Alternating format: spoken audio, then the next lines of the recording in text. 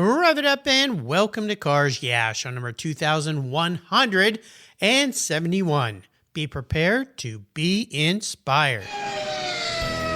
This is Cars Yeah, where you'll enjoy interviews with inspiring automotive enthusiasts. Mark Green is here to provide you with a fuel injection of automotive inspiration. So get in, sit down, buckle up, and get ready for a wild ride here on Cars Yeah.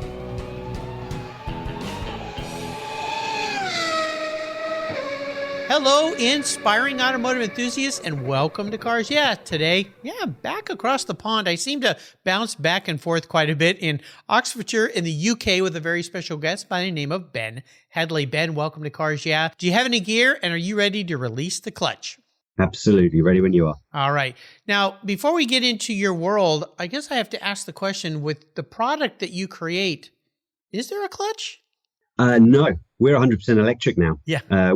We're making that move. We're kind of trying to show that there is a way to make electric, fun, classic cars and have one foot in the future, one in the past. There you go. About that. Well, we'll explain what that means in a moment. But before I introduce you, I have a question for you. I ask all my guests. It kind of opens up maybe a different part of your world. What's one little thing that maybe people don't know about you, Ben? I used to be a ski racer.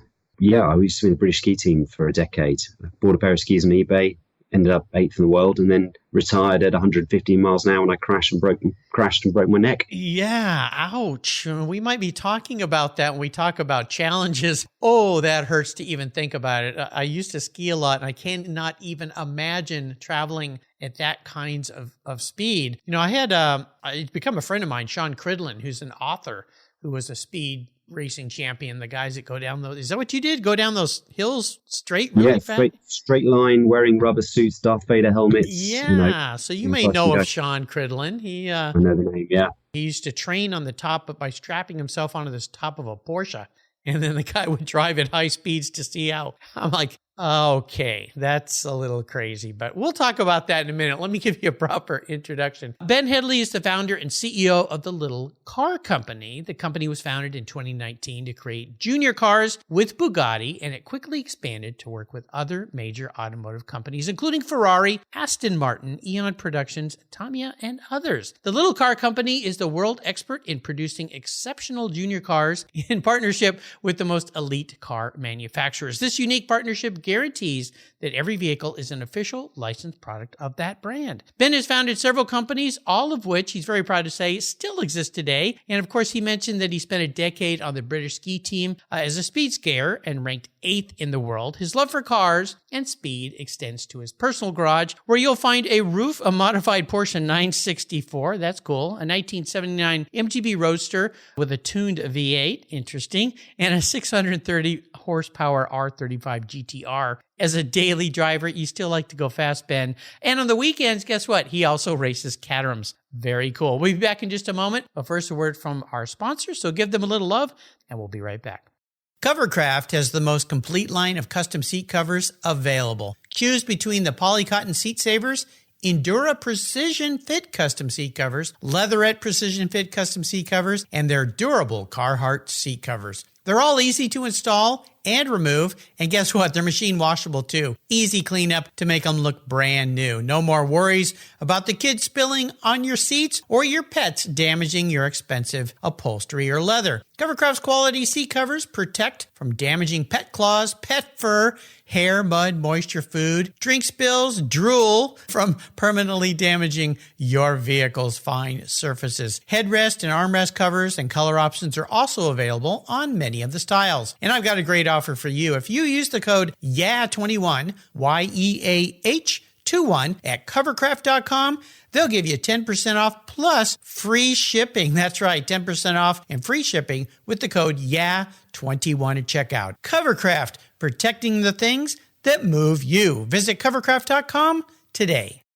American Collectors Insurance, that's my go-to for classic car insurance, and that's where I send all my friends to look at insuring their beloved classic cars. But did you know they also insure your valuable collections of automobilia and other collectibles If you're like me, you've invested in a lot of cool collectibles over the years. Those items are valuable, and if you were to lose them in a theft or a fire, well, try to get your normal homeowners insurance to pay you what they're worth. Good luck with that. American Collectors Insurance provides you with assurance and confidence that your collectibles are fully covered. They insure a lot of items, including automobilia, wine, baseball cards, books, figurines, die-cast models, model trains, glassware, sports memorabilia, toys, and a whole lot more. American Collectors Insurance, they've been protecting us enthusiasts since 1976. They provide you with an agreed value insurance policy backed by a long history of taking care of their clients. Give them a call today for your personal agreed value quote at 866-ACI-YEAH.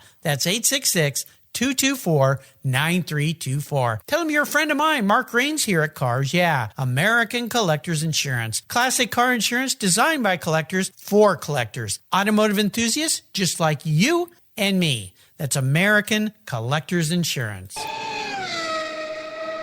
So, Ben, we are back. I want to go back in time, though, as you evolve. We'll talk probably a little bit about your skiing career and the tragic ending to that. But let's go back in time a little before the little car company and then how the little car company came to be. So walk us through a little bit of history.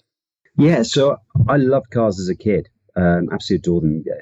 Just grew up taking cars to pieces in my dad's workshop. And I guess I kind of had to learn how to put them back together. So I studied engineering originally. And I wanted to be a car designer, but unfortunately I couldn't draw. So I ended up as a sort of serial entrepreneur and did sort of normal jobs. One of the businesses I'd started was sort of in the area, and I was approached by Bugatti back in 2018. They were looking to bring something special back for the 110th anniversary. They already had the Voiture Noire, which was the world's most expensive car. They were bringing that to the Geneva Motor Show, but they wanted to do something a bit more fun. They didn't have the bandwidth to do it themselves. They approached me and essentially they wanted to bring a follow-up to the 1920 Bugatti Baby. Yeah, I remember that little. I think I've seen those being auctioned off. They become quite valuable collector's items. Yeah, they're crazy. They're like $120,000 now. I know. They made 500 of them, half scale. So they were unfortunately they were too small for kids over the age of about 8. And Bugatti wanted to follow up with something and as a sort of tribute. And so I put a team together, raised a bit of investment, and we started developing the Bugatti Baby 2. Announced it at the Geneva 2019 Motor Show.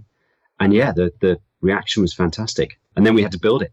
All the way through, we went through COVID, we had supply chain shortages. It's been a nightmare, but we now have got, I think about 180 of the 500 are with customers already. And feedback's been brilliant. And I think we had some crazy stat, like, 1 in 3 of the original customers, as soon as they got their car, they come back and buy another one off us. We were like, brilliant, love it. Are people buying these typically for their children, or is it just something to have in their collection or on display in their garage? Well, that's one of the challenges. Everyone sort of says, yeah, you make really expensive toys. But then we sort of say, well, they do 50 miles an hour. They're not kind of designed for anyone under the age of 14. They're pretty rapid. There's a bit of a mix. Some people, use them and put them in their collections. And they match them to their original Type 35. Some people just sort of fly around the garden or their estate in them. And we've got one guy, a Dutch guy, who actually drives his on the road. He's road registered it. And no way. Seriously? Yeah, he loves it. And he's just booting around the sort of Dutch countryside. Wow. So you obviously ship cars all over the world then, right? Yeah. Our first cars went to Dubai, Australia, USA. Funnily enough, USA is our biggest market. I think about 30 to 40% of our cars come over your side of the pond. And we're currently sort of expanding as well, because we haven't really sort of reached out over there that much. We displayed at Pebble for the last couple of years, and the reception was brilliant. Yeah, really I was at Car Week and I saw your vehicle. I think it was awesome. Well, we've got a lot of people over here, so we've got a nice market to evolve into. So I think it's cool. Now, another neat thing is you've teamed up with different brands now beyond Bugatti, and you've licensed products, so there's no conflict there. So you can produce these vehicles that have marks like Ferrari on them or Aston Martin. I mean, there's so many of them. The world's a bit of your oyster, I guess I would say. Yeah, it's been quite nice. I think we were the first. I think we're the only people who do it. And It's funny, Bugatti started as a sort of straight, licensing deal. They asked us to help them work with it, and, we've got a contract with them, and it was fine. And what they discovered was that actually the real benefit is not in the sort of commercial arrangement. It's in bringing the next generation of Bugatti enthusiasts to the brand. So it sort of went from being like a commercial agreement to a partnership. They lent us Andy Wallace, their chief test driver. We did the shakedown with them. No way. Serious? Yeah. Whoa. Andy does all our sign-off work. And so it became a partnership. So, when we signed our next sort of agreements, if you go to the Bugatti website, there is a Bugatti baby on there, and it's a Bugatti product. We make it, we build it for them, because if Bugatti built it in-house, it would probably cost $200,000. Yeah, for sure. It's a partnership. So, we took the first car to very quietly to sort of Ferrari, to Maranello, showed it to the board there, and they were like, right, yeah, they said, we thought you were bringing us a toy, and you've brought us a little car.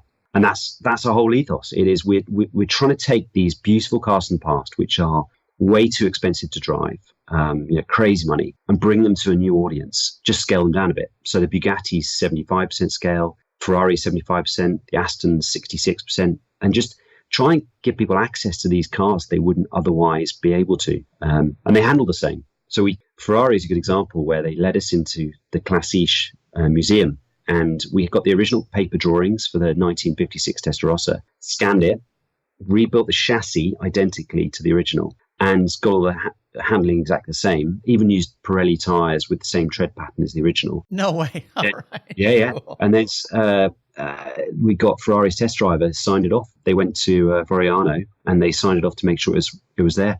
And the beautiful thing is they said to us, because we couldn't go over because of COVID, so we sent 2 prototypes over, and we were at the end of the phone just waiting for the call. And they said, oh, it's a big problem. We've got two issues. They said the first one is the dash line isn't right because the Testarossa that they'd scanned had been crashed. And so we need to adjust it. And they said, sorry, that's our fault.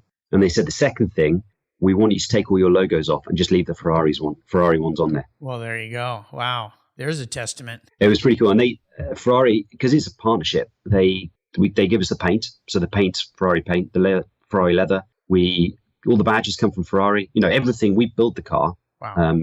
In Oxfordshire, but all the stuff comes from Ferrari. So Nardi make the steering wheel. We got Barania making the wheels like the original. Yeah, it's cool. We get to build Ferraris, and I still have to pinch myself that we get to do that. This is so cool because I imported Ferrari licensed products for years in a previous company I was part of. And I went over there, and I remember I was over there at the Classiche area, and we were looking at, because my old business partner had a Ferrari car that Niki Lauda raced, and we wanted to see if they had any documentation. And going into those archives, as you got to do, and opening up the books and seeing Niki Lauda's signature on testing this F1 car that he drove. And the history that they have there is tremendous, but more so for what the credibility your product has gained by doing this with a manufacturer that I know, because I worked with Ferrari, they're very picky people to work with, and they can be challenging in many ways, but they want things to be right if their brand is on products. And that's what we did. We put their brand on products that we brought over here, everything from beach towels to robes to ties and other things for the garage, including some tool items and things like that in conjunction with USAG and some other tool manufacturers. But that is pretty incredible. So it sounds like these vehicles, you said now you've stepped into the EV world, a perfect transition, I would think, for this type of a small vehicle versus trying to put a ICE engine in it. That's it. We many times I look back, we could have had the cars cheaply designed and get a go-kart and just slap a body on it and slap a badge on it, and then I could have disappeared off to the Maldives with a suitcase full of mones. But what we decided was we're going to, many times I wish that's what I'd done. Well, sounds romantic, doesn't it? It does. A lot easier as well. But we kind of wanted to do a proper job. So, with the Bugatti, we disassembled an entire Bugatti Type 35, scanned every component, recreated it in 3D. We got rid of the straight 8 motor, but we created the geometry the same, the handling the same, the axles are the same. We did make a couple of changes. The brakes are now hydraulic rather than cable operated. Partly because I said to the guys, like, guys, they've got to be cable operated on the original car, like the original. And I drove the first prototype, and I was like, guys, they've got to be hydraulic. Yeah, these aren't hydraulic, stopping very well. Like death trap. Yeah. But they did tell me that all along. But we kind of what's been nice, because we've done a proper job and we haven't compromised on quality anywhere, and the cars are hand built, everyone we've spoken to, or we're now being approached by manufacturers, they're going, okay, we want to work with you. What can we do? So, we're doing the DB5 with Aston Martin. That one we modified a bit because the DB5 is not really known for its handling. It's more of a Grand Tourer. So we actually modified the handling so it would be, like a current V8 Vantage. So basically you can send the DB5 sideways around the track. Oh my God. And it's a little drift monster. So that's quite cool. And we've upgraded some of the specs. So, the Ferrari and the DB5 have got Brembo disc brakes. They've got I-back springs. They've got Bilstein dampers. They handle like a full-size car. And then we had this brilliant idea. We're like, we're doing a DB5. What about putting the Bond gadgets in it? Could we do that? Ooh. So we phoned up EON Productions, who do the Bond movies, and said, hey, we've got this brilliant idea. And they were like, oh, yeah, we'll try that. So we're doing 125 DB5s, No Time to Die edition. So we've taken the gadgets from the new Bond movie. So it's not rotating number plates anymore. It's a digital screen. It's got a smoke machine in the back. It's got the headlights drop, miniguns come out.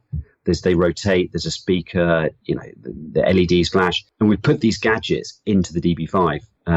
So we've made a mini Bond car, which is just brilliant fun. This is so much fun. I mean, this is so cool what you're doing. It's brilliant. And do people order these directly from you, or do they end up going through the manufacturers? How are they sold?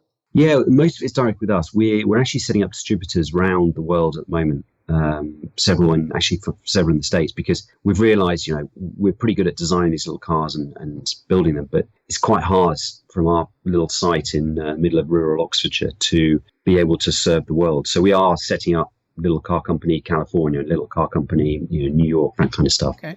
The next one on the lineup, we're still figuring out how we're going to do that, because we're doing. Do you remember the Tamiya radio control cars? I do. I think I even had one probably as a young adult, not as a kid, but I built the Tamiya models way back when I was a kid. So yeah, it's one of the ways I got into my cars too. And we were struggling a bit because it's quite expensive to make a mini DB5 if you've got the same Smith dials that you have on a full size car. Oh yeah, they're a bit smaller, but they kind of cost the same. Yeah. So I was trying to think how we could make our cars more accessible, and I came up with the idea, possibly over a pint, that what if we took a small car and made it full size rather than taking a big car and make it smaller? So we then called up Tamiya and said, hey guys, we've got a brilliant idea. That you may notice that happens a lot with coming up with a great idea. He said, hey guys, we've got a brilliant idea. We'd like to do a full size Tamiya. So goes into production next summer. We're doing the Tamiya Wild One Max, full size, 2-seat, road legal Tamiya. What? Yeah. Electric Tamiya. On-road, off-road, full size. It's like 1.85 meters wide by 3.5 long. Different powertrains. Yeah, we've got one prototype running around already. It's brilliant. Oh my gosh, you're having way too much fun. Now, are we going to see one going up the Goodwood and races and the hill climb over there someday? Well, that's the other thing. We're trying to build a sort of events. We're building an events business to actually give people a chance to bring their cars along, have a go. We're doing something a little special. We're doing a sort of little race thing for the Ferrari coming up soon. We haven't announced yet. And yeah, we want people to get out in these cars, enjoy them, race them, do tours in them. We just want people to get together and bond. It's lovely seeing different generations bonding over these kind of beautiful cars. And we want to do what we can to help that. Too much fun, my friend. Too much fun. It sounds wonderful. I like to ask people about what I call driving inspirations, people that have been mentors, influencers in your life. Have you had somebody like that that's pushed you along, helped you? I've been very lucky, actually. We've got some very cool shareholders, classic car fans, engineers who really helped me. But I guess the guy I looked up to, and this is going to sound quite weird, when I was a kid, and it might explain a thing or two, was Eddie the Eagle. I always thought, I don't know how big a splash he was over there, but when he was at the Olympics, this was a guy who had a modicum of talent, and he was a very good skier. But oh my God, was he brave. And he was prepared to do things that other people weren't prepared to do. And he always was a bit of an inspiration. I loved this kind of underdog story that Eddie had. Yeah, anybody listening that's not familiar with Eddie, go and Google his name and just read some of the stories about this guy because he was out there. Yeah, I mean, the name is fitting, right? The nickname that he got, Eddie the Eagle, is absolutely spectacular. We're going to take a short break. Thank our sponsors as we come back. We'll talk about that challenge I alluded to earlier and perhaps we'll get into this high-speed on snow incident that you had. So keep that thought in mind. We'll be right back. You listeners know that I'm a huge car care fanatic, and my friends at AutoGeek created their Wolfgang Deep Gloss Paint Sealant for perfectionists like you and me. Wolfgang Deep Gloss Paint Sealant is designed to provide long-lasting protection and a glossy, slick finish that, well, it's unmatched. The use of polymer technology ensures your paint is protected from environmental contaminants, those damaging UV rays, and lasts up to 3 months long. By providing the glossy look of carnauba wax with the longevity of a synthetic formula, Wolfgang Deep Gloss Paint Sealant is the best of both worlds. Go to autogeek.net to get yours for the best product selection on the internet today, along with their skilled technical support. Autogeek.net is where I go for all my detailing needs. That's autogeek.net. I've discovered Linkage. It's a new quarterly publication and website that covers the automotive market, driving, restoring, collecting, and discovering your passion for motor vehicles. Linkage is about experiences, opinions, and values. Linkage is an actual informed, reasoned opinion based on first-hand experiences. A talented Linkage team covers the automotive world, the people who share your passion and mine, smart, considered, rational, and experienced opinions, ones you can learn from and grow. That includes our passion that drives auctions and the collector car market. So come with me and join us on this journey. And be sure to use the code CARSYEAH when you subscribe, and they'll give you $10 off. Boom! Linkage, geared for the automotive life. Subscribe today at linkagemag.com. I'm honored to say that my charity of choice here at Cars Yeah is Tech Force Foundation. They help young people find an education and career that aligns with their passions. For those who love cars, problem solving, and working with their hands, a career as a professional automotive technician is the perfect fit for a fulfilling life. We're all wired differently, and not every successful career demands a 4-year university. Technical education and the skilled trades matter, and we need qualified, skilled technicians to keep our vehicles rolling. Learn more about how you can support tomorrow's driving force and workforce of technicians at techforce.org, like I do here at Cars Yeah. So Ben, we're back. I like to ask my guests about big challenges, failures, things they had to overcome, but it's really more about what it taught you, or maybe it was a stepping stone that you never knew it would be into a transition in your life. So are we going to be talking about a high-speed down the snow accident? It probably is the right one to do. That's pretty defining when something like that happens, right? It was. Funnily enough, it's the second time I've broken my neck. The first time, oh my gosh. I used to I was vaguely sponsored as a snowboarder back in the day. And yeah, I had a bit of a crash then when I was in my early 20s. So stopped competing on a snowboard.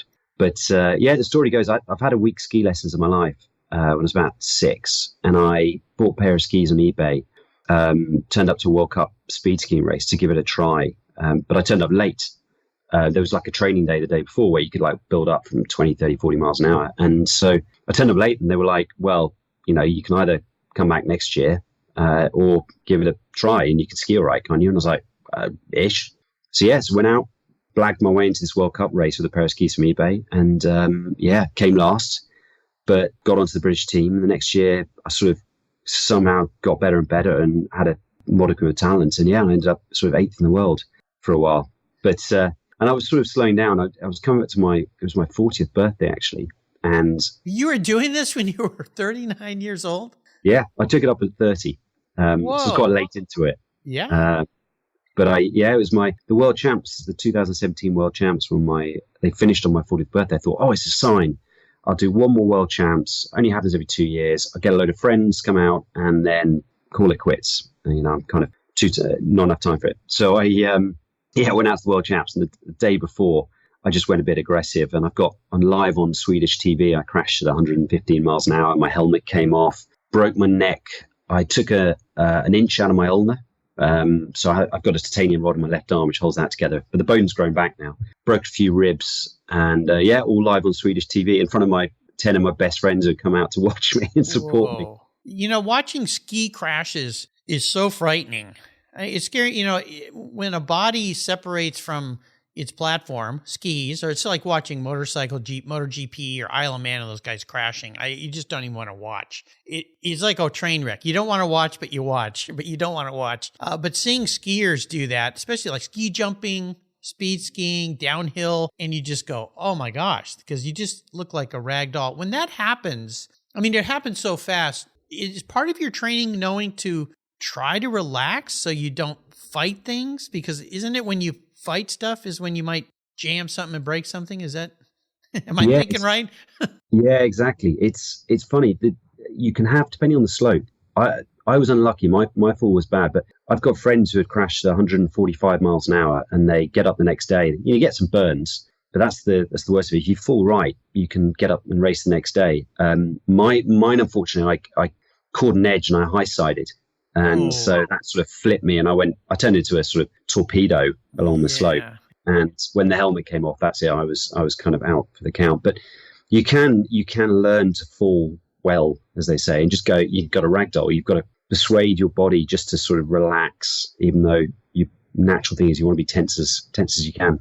Yeah. Oh my goodness. Well, glad you're still here with us. But maybe that was a sign that it was time to retire, I guess. I think so. Yeah, I think so. Kind of thing. Well, I like to obviously talk with guests about cars. And I mentioned in my intro for you got some very cool cars in your garage. You like to go out on a track in a Caterham, which I got to drive one of those ones. I mean, man, talk about a go-kart. Those things are cool. So tell us about maybe one special vehicle in your life. Yeah, I guess the most fun or the most random one I've had is a friend and I, we drove across the Sahara Desert back in 2005.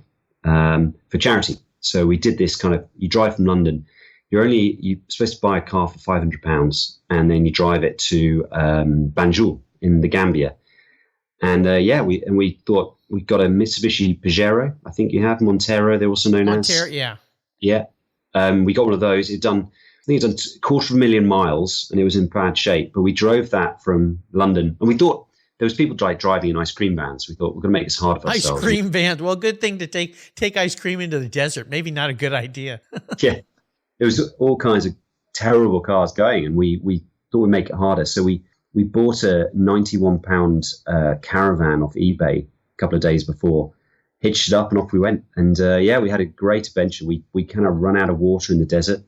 Had to drink warm beer, warm flat beer. That's pretty horrible. God. I wakeboarded along the Atlantic on the coast behind the car. So we're driving on the beach, get a long rope, and I'd be in the water. But the trouble was the waves were coming in. So we'd be doing like 30 miles an hour, and then suddenly the water would run out as the wave went back out, and I'd hit sand at 30. And I kind of thought, I'm going to do myself some damage here if I think I've did this before in the snow. Not a good thing. Yeah. We were 3 days from hospital, so that could have been a bit messy. We got shot at. That was a bit sketchy. Yeah, we woke up one morning, had a bullet hole in the side of the car. We had the caravan had a blowout, had a puncture in a minefield. So basically Western Sahara, where it's kind of no man's land, and there's a minefield across too, and you drive across this rock passage, and there's like burned out old VW buses that went across the mines. But it's only wide enough for like one or two vehicles. And we were stuck on the middle of this thing, and we had a spare tire, but we had to do that thing where you pour the lighter fluid to get it to seal. To get the wheel to expand. Yeah. Our tire to expand.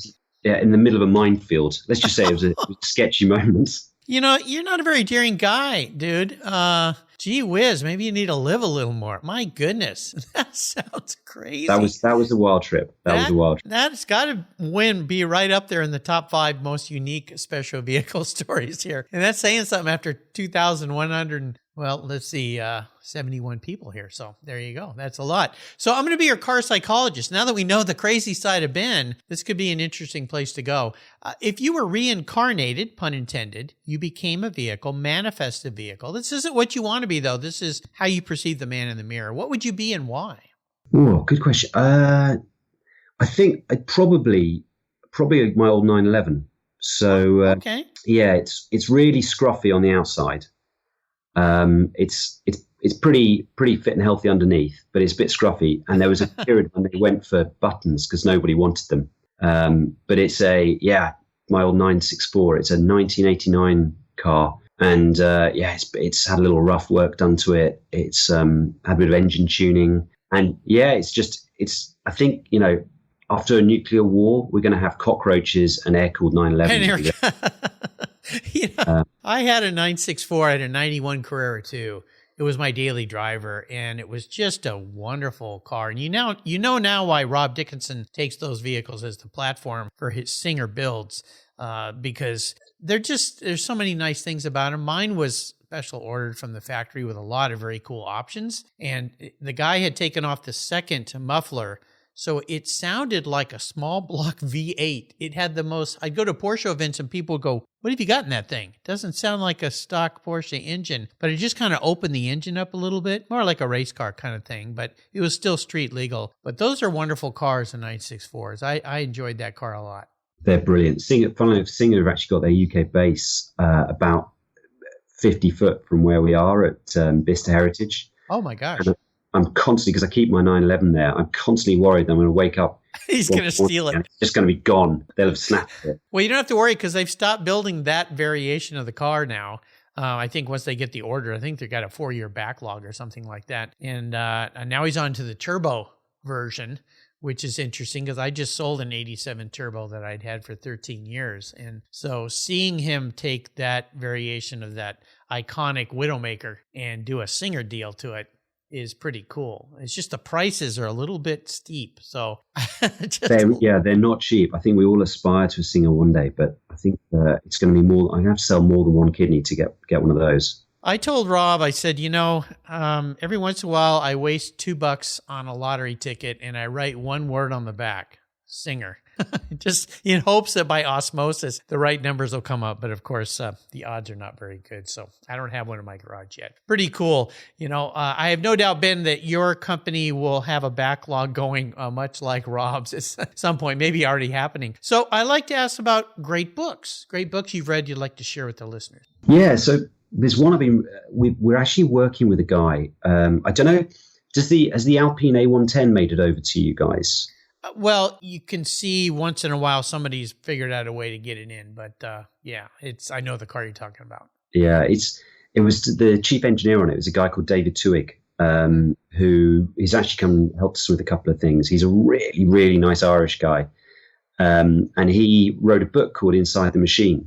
And we tried to build our car company without any kind of influence from the big OEMs. We tried to think like a startup and be agile and not follow the rules that everyone else does. But it's really useful to see the experience of someone like David, who was responsible for the Nissan Qashqai, Alpine A110, Renault Zoe, and understand read his book and understand the mistakes that, the big companies make and the mentality, and see if we can just pluck bits without becoming a big company, but just pluck bits out. And it's really nice, working with David is an absolute pleasure. He's a brilliant guy, and that Alpine A110 is incredible.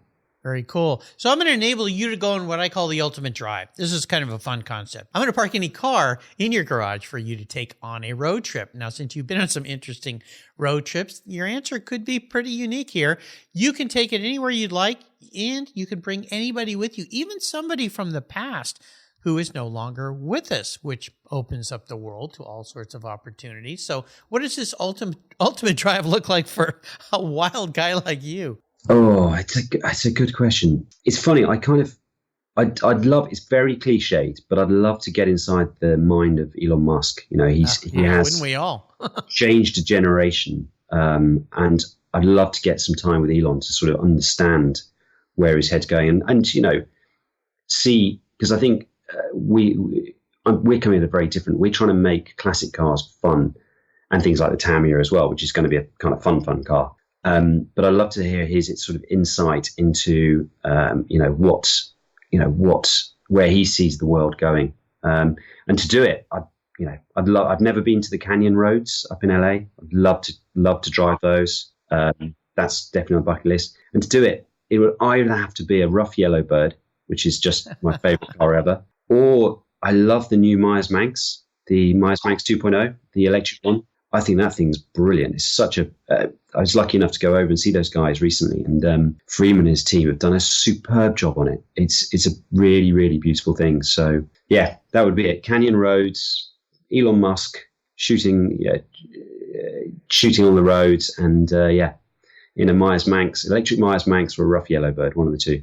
You know, I spoke with Freeman at the Quail event last month during Car Week and saw that car. And having had Bruce Myers on the show before we lost him last year, the first car I ever drove was a Myers Manx. When I was 8 years old on the beach, my aunt had one down in Mexico, Baja. And so that's kind of a fun thing. And to have him on the show and then to see what Freeman and his team have done. And I'm trying to get him on the show here to talk about that. He said he would do it. So as soon as we can, he's a little busy right now, I think, building a couple cars, That thing I think is going to blow up, meaning to so many cars, everyone's going to want one. But the roof, I mean, there's another one. I got to visit Alloy Roof for the first time in 1996 after picking up a new Porsche at the factory. And that's the first place we went, was his facility. His test driver gave us a ride in a Yellowbird and then let us drive it through the country roads. And oh my goodness, I mean, that whole story with Roof and how it all started with his dad and a 356 that crashed in front of them, and he bought it and restored it, and the legacy that they're doing. I just had his wife on my show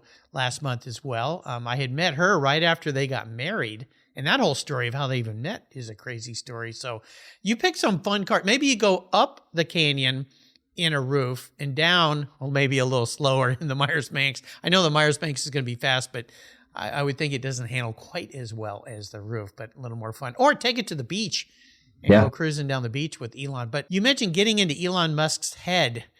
That has got to be one crazy place. That guy's incredible. Amazing. I mean, we need a world full of Elon Musk to be thinking so far out of the box. I mean, I always say he's from Mars. That's why he wants to go back. Yeah. Because he's out of this world. But nice choice. You love him or hate him, but he is definitely a visionary, and I just think that electric cars are producing a really interesting opportunity for petrol heads or gas heads, he's obviously he's sort of started the mainstream electric cars and made Tesla what it is, but also I think it's a really good, interesting niche for guys like Freeman and the Myers Manx crew, because they're making they don't have to go for crazy volumes, but they're just making fun stuff that you couldn't really do without electricity. So yeah, I think we're in a kind of I know that the gasoline is going out the window, but I think we're in a really interesting time in the automotive space, and it's allowing companies like us to do something different. We're making a Tamiya road vehicle. You couldn't do that a few years ago, and it's a renaissance, really. I think, what's going on. And I've had many guests on the show that are doing just that. And then taking old classics like Scion with their P1800. They're going to be going electric with that. Z-Electric, David Bernardo down in San Diego, California, who I had on years ago, that was taking old VW Bugs and buses and putting electric in those things. You just see more and more people. At the Quail in 2019, there was a Jaguar XKE. Electric powered sitting there. And so, this is opening up some very cool opportunities for us car guys that love classics to put a different power plant in them. And once you get past the blasphemy of destroying an original car and you think, how about making something useful, and faster, why not? That's it. It's when I get on my soapbox a little bit, because I sort of think a 2.5 ton SUV is a bad thing, whether it's powered by diesel, gasoline, electricity, or kittens' tears. It doesn't matter. It's a bad thing. What we need to be doing is kind of looking again at what's the problem we're trying to solve. Getting from A to B in a fun way. Well, do you really need a 87-way adjustable electric heated seat that you move once and then you kind of leave it exactly where it is and you just carry all that weight around with you? So, I think we're in a really interesting time, and Elon's been at the front of it. But I think there are opportunities for kind of cool stuff to happen, even for us die-in-the-hard petrol heads like myself. I think that, we can, it's fun times. It's really fun times. So before I let you go today, could you share maybe a mantra, some words of inspiration for our listeners? I'm not sure I've got much inspiration, but I don't know. I've always prided myself on doing the right thing and treating my team right. So one thing we do, which I think is unusual for the automotive space, is everyone who works for the company. I think there's about 60 of us at the moment. Everyone gets shares in the business. So we're all shareholders. So it's our company. It's not my company. It's our company. And I think it's really important. And, I try and treat the team better than I treat myself.